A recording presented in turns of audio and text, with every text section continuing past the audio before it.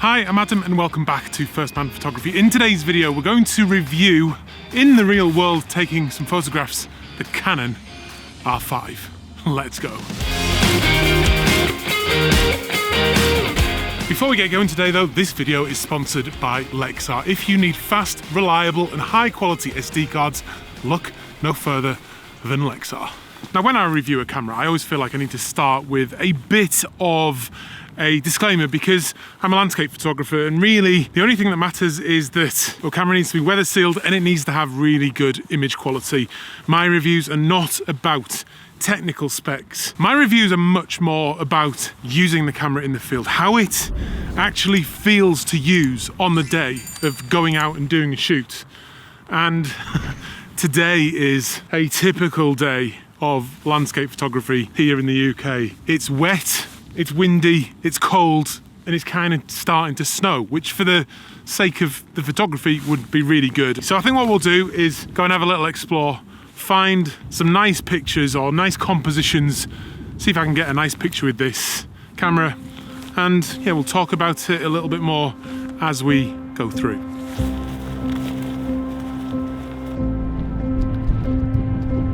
So I've arrived at my first shooting location and the Canon R5 is set up on the tripod with the 15-35 f2.8 lens connected to it, which is a beautiful lens. Right off the bat, these RF lenses are amongst some of the best I've ever used. In the bag I've got the 15-35, well it's a holy trinity basically, 24-70, 70-200, 2.8, stunning lenses, just beautiful.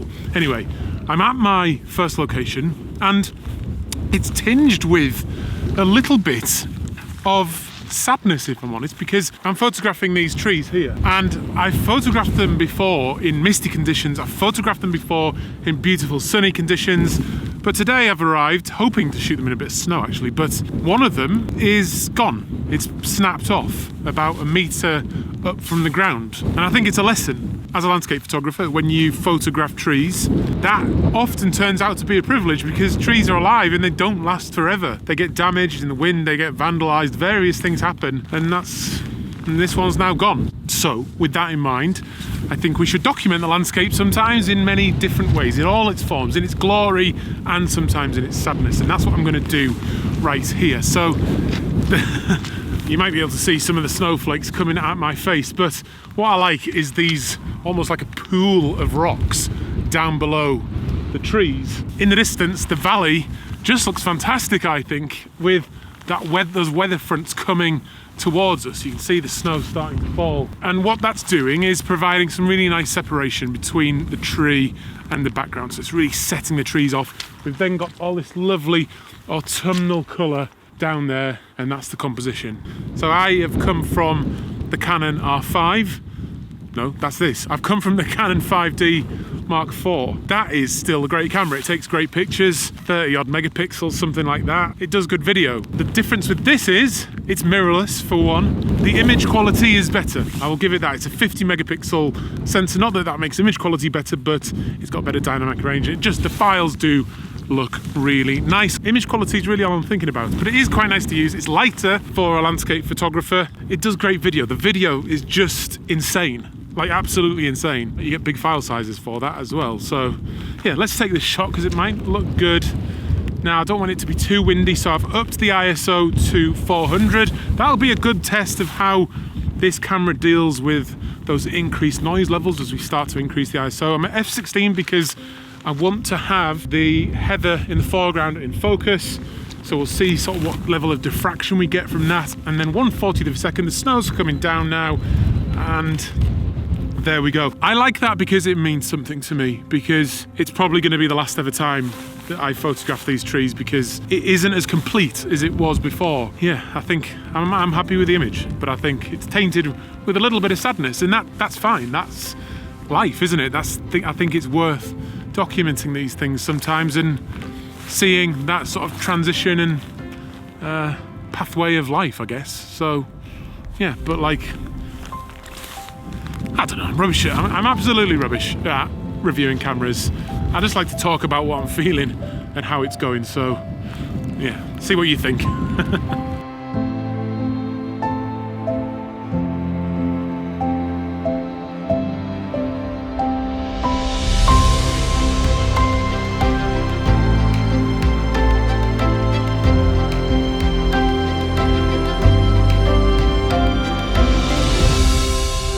Right, well, I'm in position for another shot, and as you can see, the snow has really started to go now, and I'm just much more excited than I was in that last shot. And I've got the Canon R5 set up with the 70 to 200 2.8 lens on there, and wow, what a lens. Why is my screen stopped working now? There we go. That's a bit of water on the eyepiece sensor, so it switched the screen off.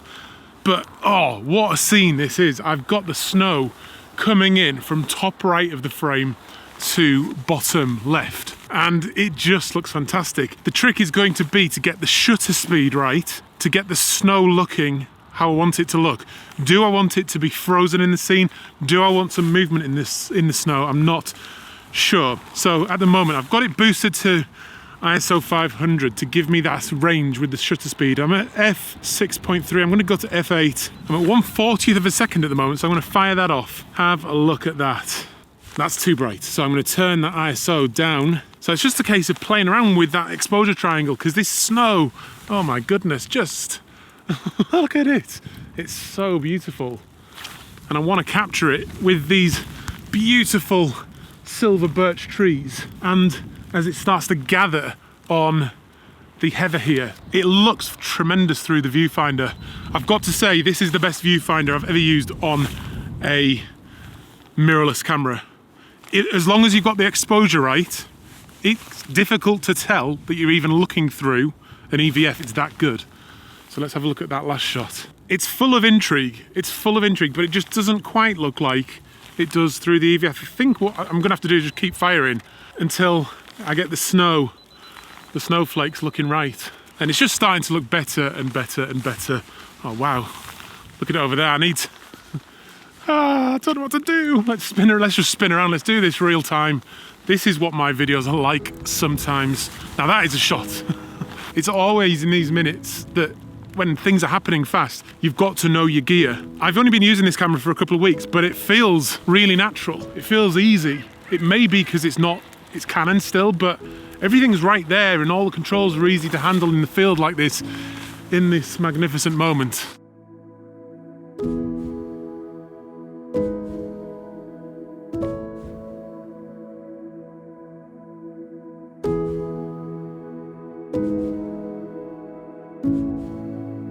Right, the conditions are just getting better and better and better. I've had to get the big winter gloves out, but it just looks stunning, doesn't it? Absolutely beautiful. But as you know, this video is sponsored by Lexar. Now, I've been using Lexar cards for years and they have never let me down. Their SD cards, particularly the 2000X SD card, are just fantastic and they suit all your needs. You can just stick them in, forget about them. Good for your 4K footage, good for your fast burst rate stills. But with the Canon R5 that I've got with me today, Lexar also make a super fast CFast Express card, and this thing is insane. It lets me record 8K footage with the Canon R5. It transfers so fast. Definitely the best card I've ever used. So yeah, go to the link down below, give Lexar some love for sponsoring this channel, and yeah, you will not be sorry.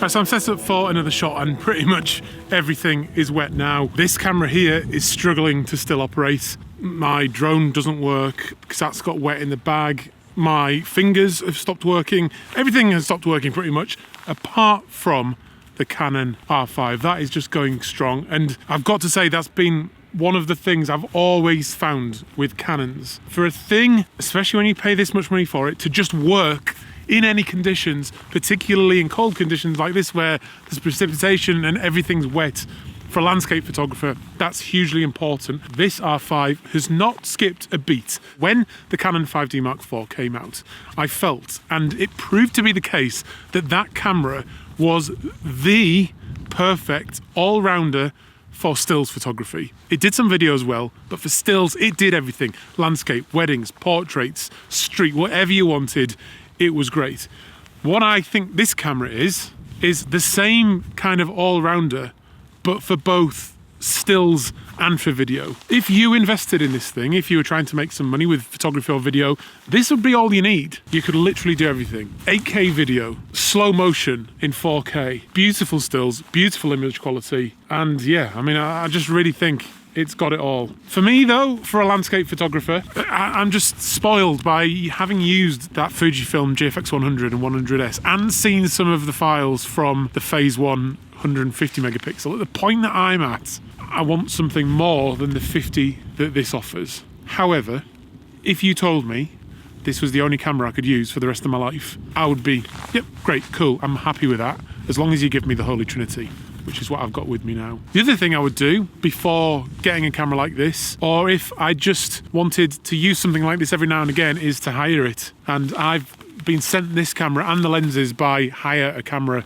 They're a great company. I've used them many times before. It's not sponsored by Hire a Camera, but you can check them out because they've never let me down either. I only talk about companies on this channel that I actually use, like, and don't let me down. So there you go. Right, let's talk about this scene that we have in front of me. Let's go a little bit more mobile with the camera so I can show you exactly what I've got. I've got the R5 up higher on the neck because I'm shooting this beautiful little copse of trees. Now, normally I've walked past this before many times and not looked twice at it, but it's a lovely little set of trees, and with the snow still falling, it's done two things. It's stuck to the trees, which just makes them look fantastic anyway, but then it's also creating some separation between the copse of trees and the background. So these trees here, my subjects, are just filling the frame. They're isolated, they look great, and it just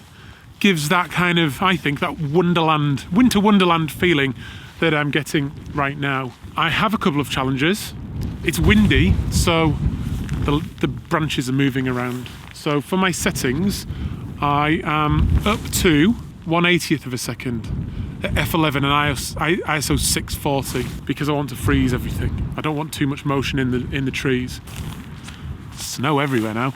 I also love that little stone in the foreground. I think that really sets it off. The relationship between that rock and those trees, I think, really tells a lovely little story. One thing I also like about the camera is I've got these huge winter gloves on, where I have almost zero dexterity. I've managed to turn the camera on, change the focus, do the focusing button, change ISO, change shutter speed, change aperture, flick between video and stills, press the record button, and obviously focus and press the shutter button on the 2-second timer. There are certainly some cameras where you can't do that. Right, so let's have a look at that. I can also press the play button with these gloves on. Oh, I mean, that is an absolute keeper. I'm so happy with that. But what a day. This is why you do landscape photography. This is why you need a camera like this that's gonna look after you in these conditions, so you can just focus, essentially forget about the camera and focus on getting that shot. For me, that's what it's all about.